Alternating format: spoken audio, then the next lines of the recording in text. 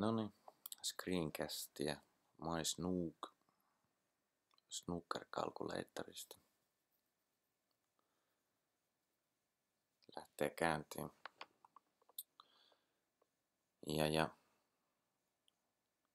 Mä en nyt tässä ala hirveästi snooker-sääntöjen selittää. Mutta kuitenkin vähän niitä perussääntöjä tietenkin, että ymmärtää, että miten tää toimii sitten tää ohjelma. Tässä nyt on tää menu, josta lähtee tää koko käyntiin, tää koko ohjelma. Täällä on kaiken näköistä continue, play, history ja rules, eli jos on jäänyt peli kesken, niin siellä sitä voi jatkaa sitten. Play tietenkin lähtee pelaamaan, history näkee vähän historiaa ja sitten näkee noin snookerisäännöt. Tossa esimerkiksi nämä säännöt, niin ihan tekstifilusta parsetettu sitten tähän. Mennään takaisin tonne menuun. Lähdetään pelaamaan ihan ottelua. Valitaan pelaajien nimet. Kirjoitetaan pelaajien nimet. Jorma vastaan Irma. Valmis ja play. Tässä nyt voi valita, että montako erää, eli freimiä tai halutaan pelata.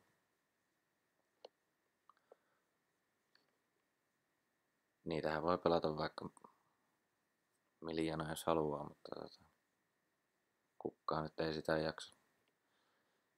Ja nyt pysyy tämä screencast joten kohtuudella edes kurissa, niin laitetaan siihen vaan yksi erä. Paras ensimmäisen erän voittanut voittaa sitten. Sitten kumpi aloittaa? Laitetaan vaikka Jorma aloittamaan. Ja nyt Jorma aloittaa, niin Jorma vähän korostetusti tuolla mustalla tuossa näytetty. Ja täällä näkyy ylhäällä. Täällä on pisteet. Isot nollat tässä, pienemmät nollat on noita erävoittoja. Ja tässä keskellä tämä 1-1 on se, että kuinka monta erää pelataan yhteensä. Sitten tässä on ihan näitä palloja, mitä tullaan pussittamaan. Alhaalla näkyy sitten pisteero ja kuinka paljon on pisteitä jäljellä pöydällä. Sitten on valikkoja fault, eli jos jompikumpi tekee virheen, niin tuota pitää painaa. Näettekö sitä tosta? Se antaa vaihtoehdon, että minkä pisteen arvoinen tämä virhe oli. Laitan vielä kanselia siitä. Ja sitten tämmönen forfeit frame, eli jos tai yleensä käykin niin, että jompikumpi vastustajista hoksaa, että ei anna mitään mahdollisuutta voittaa, niin sitä voi sitten painaa ja lahjoitetaan piste sitten toiselle. Otan vielä siitäkin canceliä. No nyt Jorma aloittaa pelaamaan, että punaisella tietenkin aloitetaan snookerissa. Ja yleensähän se varmaan menee siinä, että saa jauhaa change playeria aika kauan aikaa. Vaan näyttää ihan change playerin laittaa, niin se vaihtuu. Mutta sitten Jorma pääsee sitten pussittamaan. Pussittaa ton punaisen. Siinä sitten tulee pisteitä. Pisteero nousee. Ja pisteitä jäljellä. Se tipahti nyt 8, koska niin no, en nyt jaksa selittää nyt snookkerisääntöjä. No, mutta sitten punaisen jälkeen tulee joku näistä väripalloista. Täytyy pussittaa joku niistä. Sanotaan vaikka nyt, että musta meni. Taas päivittävät noita differenssejä. Points lefti jää tahansa tai 3,9, koska tuolla väripallon pussituksella ei ole merkitystä niin, että paljonko on pöydällä enää pisteitä. Ja sitten taas värin jälkeen punainen. Päivittyy taas. Ja niin edelleen. Sitten Jorma lyö huti. Change player. Ja Irma jatkaa. Ja Irma on nyt todella kovassa vedossa. Vettää hirveät pointsit.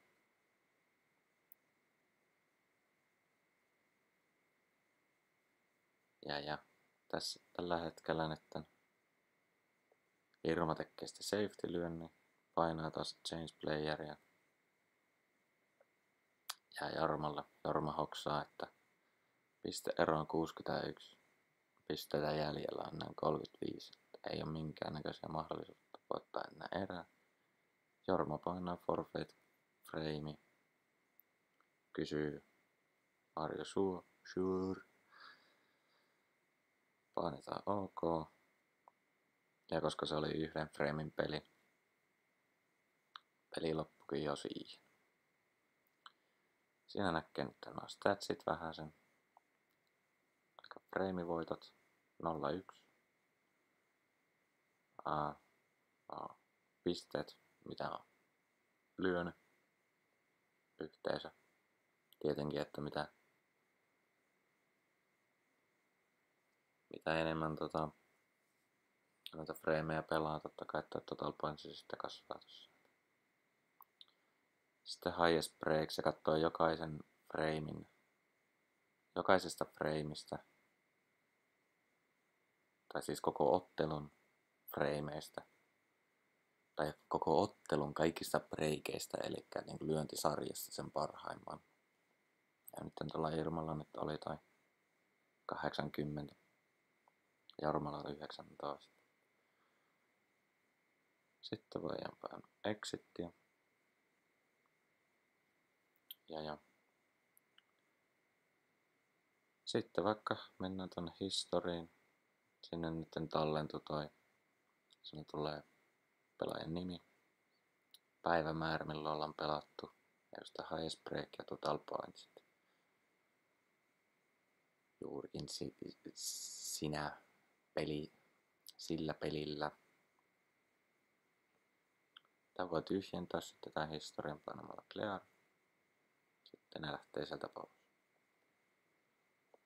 Jos haluaa. Väkistä pois. Ja continueta mä en nyt ehtinyt tossa edes näyttääkään. Mutta tuota pelistä jos lähtee käymään ulkona, niin sitten kun painaa continueta, niin pääsee takaisin siihen peliin. Mutta tietenkään kun siellä peli ei ole menossa, niin vaikka kun yrittää painaa continueta, niin ei onnistu. Jees, siinä olisi se. Peliominaisuudet. Nyt voidaankin mennä sitten itse koodiin. Otetaan tosta toi pois. Elikkäs mennään tuohon kärkeen menu-activityin. Mulla on itse asiassa kaikki nämä activityt täällä niin periytyy tuosta activity-luokosta. Ihan vaan sen takia mä en tarvinnut sitä action baria tähän. Ja se itse asiassa, kun mulla on itellä tommonen pieni puhelin ja muutenkin, tai no pieni, mutta 4 tuuman puhelin kun toi on, niin kuitenkin halusin korostaa kuitenkin noita nappeja ja näin edelleen, niin se vei tilaa niin paljon, että se action bar siellä. Eli muutenkaan sillä ei ole mitään merkitystä siinä. Otin pois. Ja no katsotaan nyt menu activityä. Tässä nyt on aika paljon näitä muuttujia, inttejä ja stringejä. Ihan vaan sen takia, että tää sitten kun tuolta pelistä siirtyy tänne menuun ja pystyy sitten vielä palauttaa ne, eli tuolla bundlella ottaa vastaan nuo kaikki tämänhetkiset pisteet. Ja sitten continuella tosiaan pääsee sitten jatkamaan ja sitten se lähettää takaisin ne tiedot. Tässä nyt ei hirveästi mitään ihmeellistä tässäkään ole.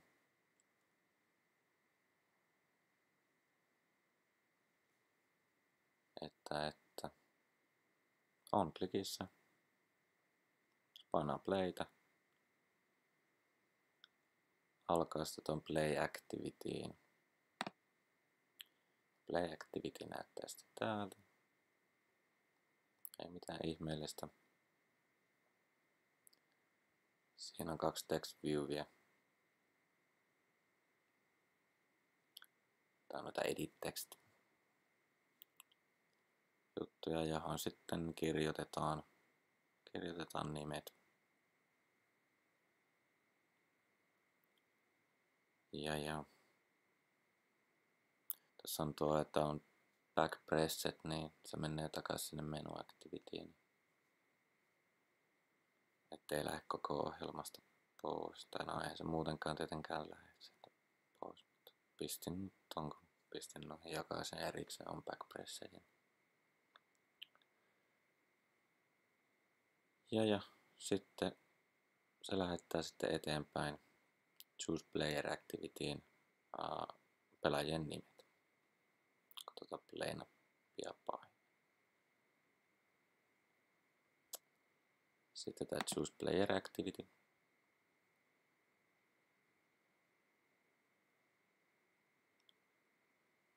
Sitten hakee sieltä tai ottaa vastaan noin play activityn antamat extrat, eli nimet, ja pistää ne niihin buttoneihin, player 1 buttoniin, player 2 buttoniin.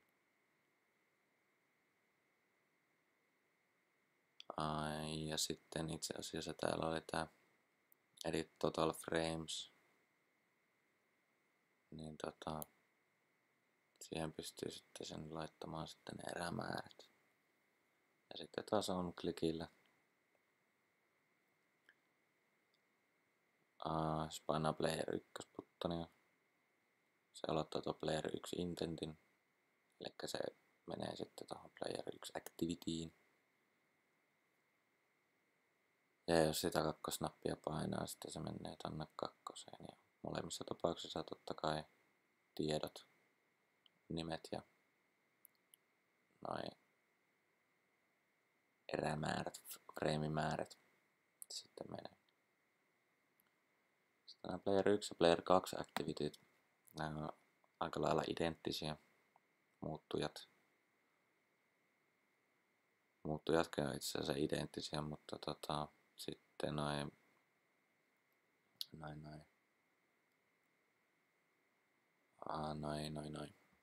Eri näppäimet on eri XLM-tiedostossa totta kai. Mä voisin näyttää tietenkin noita XML-tiedostoja.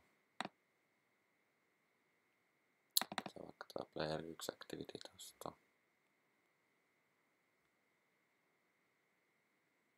Ja teksti. Se, että mä tekin näin activityen kautta, oli tietenkin fragmentteja kautta varmaan järkevämpi tehdä. Olisi ollut tehdä, mutta sitten kun mä olin tehnyt jo niin pitkälle, niin mä en alkanut sitten enää muuttamaan sitä. Mutta niin, no eipä näissä nyt sen ihmeellisempää ole. Piti tosiaan vaan, että kaatoi jostain syystä aina, kun se haki niinku eri XML-tiedostosta, mutta kun siellä sitten sattui olemaan sama ID, niin ei se tietenkään toiminut sitten. Niin sen takia täällä on nyt näin. Voi olla vähän sekaavaa, mutta ei tää nyt sen hirveän sekaavaa ole. Elikkä täällä on noissa vieveissä, mä oon itse tehnyt nämä tai no kaikki pallot mikä täällä on. Ja nämä on täysin samanlaiset on molemmissa aktiviteeteissä, mutta niillä on eri ID tietenkin. Player 1 on tää ykkönen täällä eessä ja kakkosella kakkonen. Niin kuin näissä kaikissa vieveissä on buttonissa ja näin edelleen. Sitten taas tämä Player 1 Activity ottaa noita kaikkia tietoja. Ja koska tuosta syystä Player Activityssä se ottaa noita noin. Ja on täälläkin sitten ottaa vastaan all frames. Nämä nimet. Ja näitä kierrätetään sitten koko ajan tässä, että kun täällä sitten on klikissä esimerkiksi nyt, että kun painaa Change Playeria, niin se menee tuonne Player 2 Activityin. Niin kaikki tiedot aina sitten menee tästä. Kaikki tiedot menee sitten sinne. Mutta joo, sitten nämä on klikit. Niin kun punaista palloa painaa. Tai hei, mennään vähän sen tänne. Heti aloituksessa tässä Createissa Red Ball pistetään Enableksi. Ja Colors Off kutsutaan tuommoista metodia. Mäpä näytän sen sitten. On Colors Off ja Colors On metodit. Colors Off laittaa noin väripallot. Eli kaikki muut pallot paitsi toi Red Ball pistää falseksi, eli niitä ei voi painaa, tai voi painaa, mutta se ei vaikuta mitenkään mihinkään. Ja sitten tää Colors On metodi, niin se tekee ihan päinvastaisen tempun. Eli punainen pallo ei ole enabled ja sitten muut noin väripallot on sitten enabled. Ja no sitten tässä laskeskellaan noita. Tässä painaa Red Ballia. Player 1 pointit, koska nyt ollaan Player 1 Activityssä, niin ne lisäilee yhden. Tää on itse asiassa total points. Se on sivulla. Että sitä ei niinku mihinkään merkata, että siinä sivussa laskeskelee niitä. Samoin kuin tää breikki. Niitä ei merkata mihinkään muuta kuin, että sitten siellä historiassa ja sitten pelin jälkeen näkee niitä. Ja sitten kun on painanut sitä, Red Ball asetetaan falseksi. Kolorit laitetaan oniksi sitten. Just saa hoksasi, että tää on nyt vähän turha tai laittaa tuon, mutta eipä se nyt mitään haittakaan sitten. Sitten samalla tää updateaa ton points leftin. Paljonko pisteitä jäljellä ja se näkyy sitten tossa. Tässä sitten tää katsoo myös, että update points lefti, että jos niitä on yli 27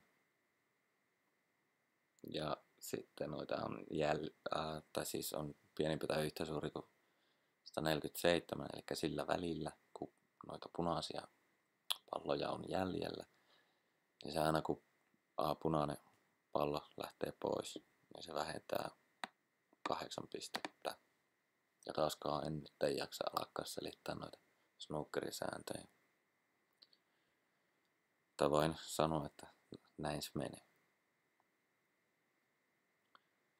Sitten tää tosiaan sitten päivittää ton points left sen arvon. Sitten täällä on laitettu noita, mitä tässä näkyy. Että sitten kun punaiset pallot on pöydältä pois, se vähän muuttuu tää koko systeemi. Ja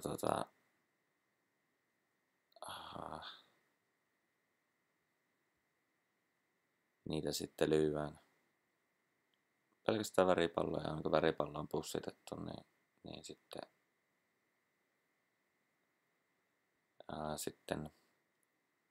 niitä ei enää laiteta pöydälle takaisin, vaan ne jää pussiin. Totta kai sitten ei voi laittaa enableksi sitten niitä, mitä on pussitettu. Tällä tavalla nämä kaikki menee. Plussaa 2, 3, 4, 5, 6, 7. Ja sitten tosiaan toi button change player 1. Eli button change player, niin se tekee ton create indent.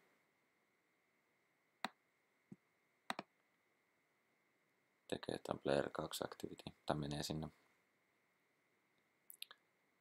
Pistää nuo kaikki tiedot.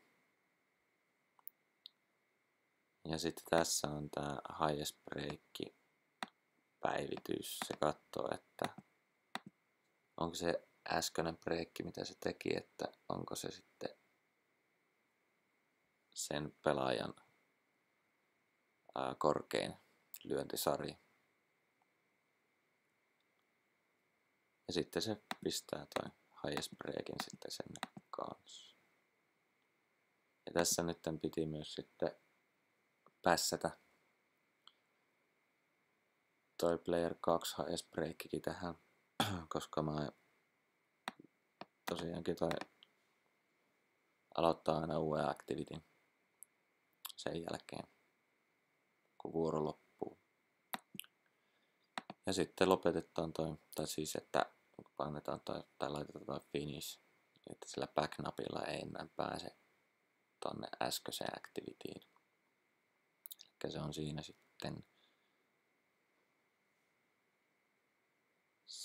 sitten selkeä, ettei voi muuttaa niitä, että mitä äsken tuli tehty. Tuo player 2 activity on ihan täysin samanlainen, mutta toisinpäin. Ihan kaikki samat metodit on. Ja näin edelleen. Totta kai logiikka on ihan täysin samanlainen. Sitten mitä mä en tuossa äsken player 1 activity sanonut. Tämä fold buttoni. Se tekee tosiaan sen dialogin. Ja kysyy sitten, että montako pistettä sitten lähtee. Ja sitten jos sitä painaa, on taas piilottanut nämä.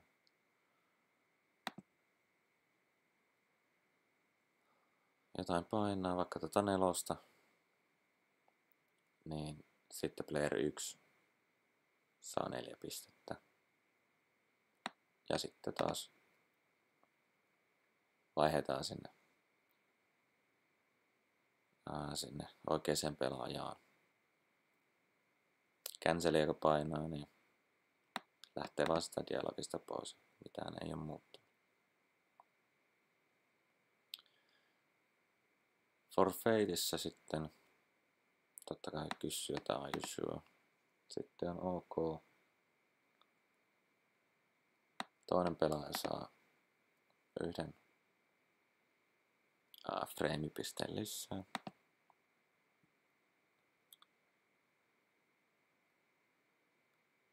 Ja sitten tää katsoo nyt sitten, että onko se, tai oliko se viimeinen frame, mitä pelataan. jos näette yhteenlaskettu frame pistemäärä on pienempi kuin toi kokonaisframe määrä, niin se vaan sitten pistää pointsit nollille ja aloittaa uuden intentin. Muussa tapauksessa tulee game over. Ja game over metodi, joka löytyy täältä, tekee taas sitten uuden activityn, game over activityn, jossa näkyy sitten noin, mäpä näytän nyt, selitetään nyt tää loppuun. Pistetään noin kaikki tärkeimmät tiedot sinne ja aloitetaan tämä game over activity. Ja täällä sitten tulostellaan noin kaikki tiedot sinne.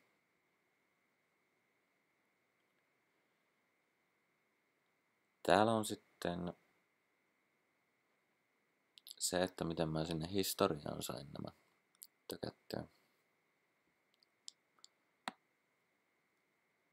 Otan tästä ton tämänhetkisen päivän, formatoin sen päivä, kuukausi, vuosi. Ja sitten mä pistän tuohon share preferenceeseen. Nakkaisin ne tässä ja sitten apply.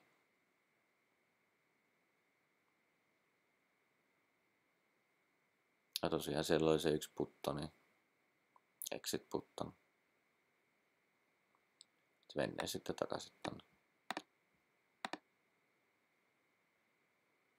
tonne menuun.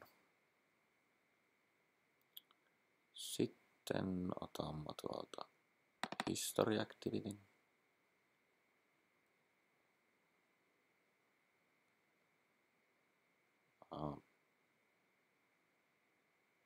Tätä saa vähän se enemmän kikkaillakin. Unen pöpperöissään väänsi. Tosiaan se käy nyt hakkeen sieltä share preferencestä. Sitten on kaikki tiedot.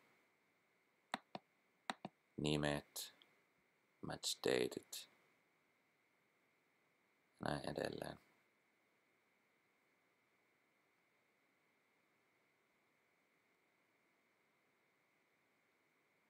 Ja sitten tulostaa ne sinne listaan. Mä pistin noin ihan text viewillä. Mä voisin sen näyttää history activity. Se oli kyllä niin tuskainen tehdä. Se on ihan linear layoutilla, jossa on sitten table row, jossa on sitten noin otsikot. Spaceit mä pistin tonne, että se pysyy siellä keskellä. Tai noin pysyy keskellä ja sitten kun käyttää vaikka jollain isommalla laitteella, niin ne ei silleen se jakaannut sitten hirveästi. Sitten tosiaan täällä on noin text viewit ja sitten listautuu kivasti sitten nämä kaikki asiat.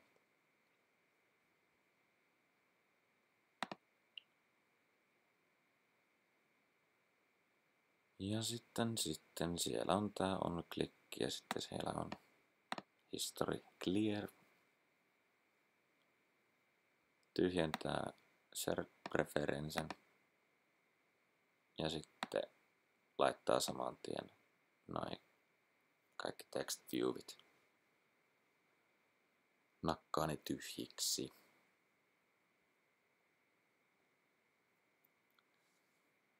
Siinä oli ne. Sitten pistetään tuosta tuo rules activity. Ja tosiaan tässä nyt mitään ihmeellistä ollut. Tietenkin tässä nyt ainoa asia. Tekin tämmösen metodin edit text file.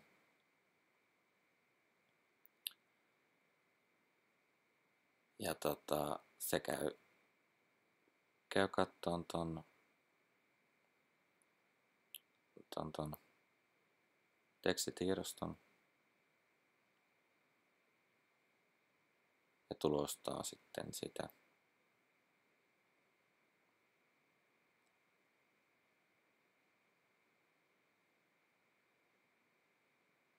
Ja täällä se laittaa sitten sen siihen text viewviin, joka tuolla on.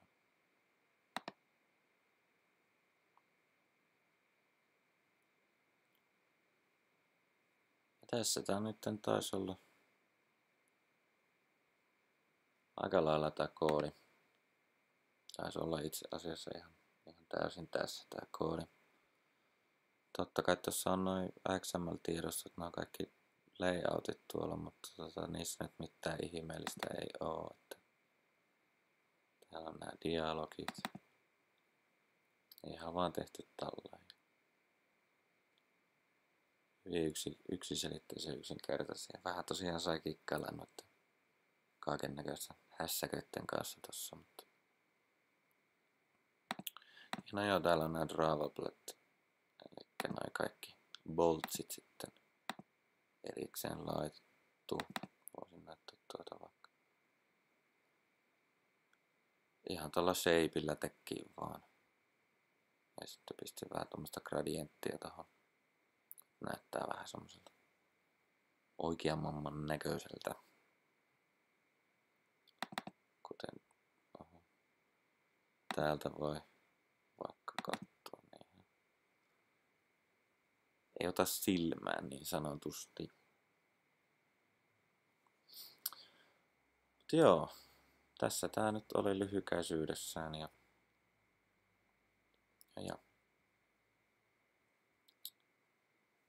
ei muuta kuin hyvää yötä.